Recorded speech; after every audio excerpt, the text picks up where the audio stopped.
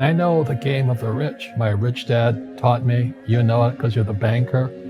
The bankers and the rich play is different than what they teach you in school. All over the world, what does school teach you about money? And the answer is nothing. And that's not a mistake. That's not an accident. I knew that. Most people know that. The way to keep the poor and middle class working hard is never teach them what the rich know. So if you read Rich Dad, Poor Dad, which came out in 1997, it's what the rich teach their kids about money, the poor and middle class do not. Poverty hurts. I mean, I don't like it. And I don't like that our academic system's so corrupt. You know, we know the banking system's corrupt. We know politics is corrupt. But academics is just as corrupt. I mean, one thing if it's the banking and the politics, but this is where we send our children and we trust them to do the right things for them, and yet they're being not taught something so fundamental. Like you asked your dad when you were a kid, Dad, you asked your teacher, when are you going to teach us about money? And it was just never. And they'll never will. You know something. What do you know? Share it. What is financial education? It's not get a job, work hard, save money, and invest in a well-diversified portfolio of stocks, bonds, mutual funds, and ETFs. The financial industry is two things: debt and tax. 1971, Nixon took the dollar off the gold standard, and the US dollar became debt. And we still tell kids to go to school, get a job, work hard, save money, and get out of debt.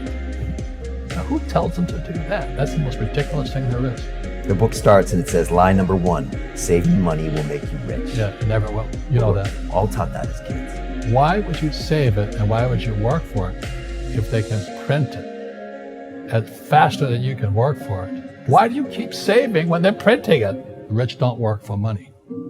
Don't you touch that stuff. It's very subtle, right? Yep. They don't say, I'm going to train you to be a worker bee the rest of your life, but they educate you in a way where that's what you come out. Right. What else was he trying to do those first few months were you working for him? What was he trying to get across to you? Because he taught you the hard way about money. And she says, if you're going to be successful in your life, you've got to find the best teachers. And a great teacher is somebody who comes from the inside, not the outside. But in school, you don't know if your instructor is for real or not. That's where the fake teacher comes from. I said, I want you to teach me about money. So why should I teach you? He said, but if I teach you, you work for me for free. And I said, why for free? And my poor dad went nuts. He says, if I pay you, you think like an employee. Your brain will change. If you learn never to work for money, you'll be a rich man. And this is powerful. Once you give someone a paycheck, their brain turns off. Correct. Because and then the promise of a pension. Right. And job security. Which is kind of a paycheck in disguise. Correct. After you stop working. Give the man a fish, eats for the day, teach him to fish, eats for a Correct. lifetime. And most poor people confuse assets with liabilities. They think their home is an asset, it's actually a liability. Right. An asset is a noun, like a house. Cash flow is a verb. So to understand if it's an asset or liability, it takes a noun plus verb. So if the cash is flowing out of your pocket, it's a liability. If the cash is flowing into your pocket, asset, verb, it's an asset. So I own 7,000 rental properties. Those are assets. Every month, the cash flows in. Whereas many people have the big house on the hill and the cash is flowing out. And they're going broke. Right, it's like a frame of mind. The other thing the poor don't understand is the number one expense for most people is taxes.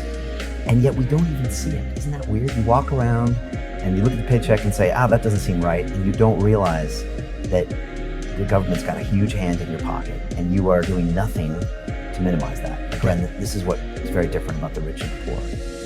The rich don't work for money. His number one expense is tax. See, there's 3 kinds of income: earned, portfolio, passive. So earned income is if I get a job, that's earned income. If I'm a doctor or a programmer, that's earned income because I'm working for it. If I buy, let's say, Apple for $10 and I sell it for $20, that's portfolio income, capital gains. Yeah. But passive income, which is cash flow, is never taxed. And so these guys are screaming right now in America, tax the rich. I said, good luck. Because most of the guys complaining, they don't know there's three kinds of income. And the rich don't have jobs anyway. They have assets. And so the average schmo out there, poor guy, sent the kid to school. They don't learn this. You see, very few people will buy what I do, make $1 million and pay zero tax. And my rich dad taught me that playing Monopoly. That's how it started. 4 greenhouses, 1 red hotel. Or the McDonald's formula. I write about it here. McDonald's, Ray Kroc. Yeah. McDonald's is in the real estate business. So they sell hamburgers, but they buy real estate, so they pay no taxes. This guy Bezos, he's $16 billion. How much tax do they pay on that $16 billion? And that's all legal. Anyone can do it. Everybody can do it. But most people lack the education. So once you learn how to use debt as money, you can never say, I can't afford it. See, because the banks will give you, so the banks, after the crash of 2008, the banks gave me $300 million tax-free. When I asked the average guy, I said, why don't you use debt? They can't even get a loan. Because their scores, their FICO scores, I don't know if they have them here, are so bad. The school teachers will never tell you that because they don't know it. My poor dad never knew that. You don't know if something is an asset or a liability until you can see which way the cash flows. So a house is an asset or liability. Well, if it's taking money from your pocket, it's liability. If it's putting money in your pocket, it's an asset. The U.S. government wants me to provide housing, wants me to provide jobs, wants me to borrow money because that's how money is created through debt. I get huge tax breaks. Everybody can do the same thing if they had the financial education to do it. If people understood the tax code, we'd be more prosperous. But can poverty be passed through genetically? Yes. Because it's some type of way of thinking. It's an attitude. An attitude. It's very simple. When people ask me, how do I stop it? I just say, never say, I can't afford it. Ask yourself, how can I? The reason I have so much money is because I don't say I can't do it. I just go, how can I do it? And I just go and do it. I make a lot of mistakes, but that's how I learn. How can I? The poor people, like my poor dad, always said, I can't afford it. You think I'm made of money? I'm a school teacher. I can't do that. And I picked that up. And my rich dad never said those words. So when I meet poor people, they use the words I can't a lot. So the people that say, I can't afford it, I can't do this, I can't get to college, the rich are evil, I choose not to participate in that. And that's one thing people could change today. Correct. Right now, is that dialogue in their head. Stop saying the word can't. I can't. Right.